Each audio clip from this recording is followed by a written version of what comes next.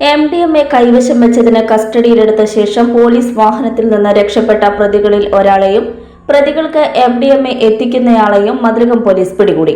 കൂരിക്കുഴി സ്വദേശി, കല്ലുങ്ങൽ സ്വദേശി മുസമ്മിൽ, കൊടുങ്ങല്ലൂർ പടാക്കുളം സ്വദേശി വൈപ്പിൻകാട്ടിൽ നിസ്താഫിർ എന്നിവരാണ് അറസ്റ്റിലായത്.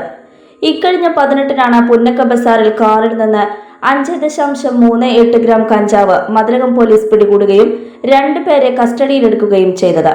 ഇവരെ വാഹനത്തിൽ സ്റ്റേഷനിലെത്തിക്കുന്ന നേരം ഇരുവരും വാഹനത്തിന്റെ ഡോർ തുറന്ന് ഓടി രക്ഷപ്പെടുകയായിരുന്നു.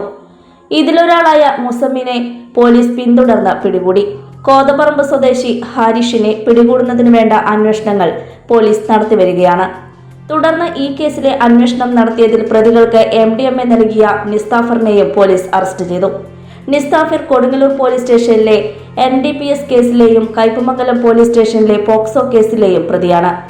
Mathilakam police station inspector MK Shaji, sub ഇൻസ്പെക്ടർമാരായ Ramya Karthikeyan, Muhammad Rafi, Riji, Sahad, special branch sub inspector Ashraf, assistant sub ഇൻസ്പെക്ടർമാരായ പ്രജീഷ്, സിവിൽ പോലീസ് ഓഫീസർമാരായ ഷിഹാബ്, വിപിൻ ദാസ്, ആന്റണി, ഷനിൽ എന്നിവരാണ് അന്വേഷണ സംഘത്തിൽ ഉണ്ടായിരുന്നത്.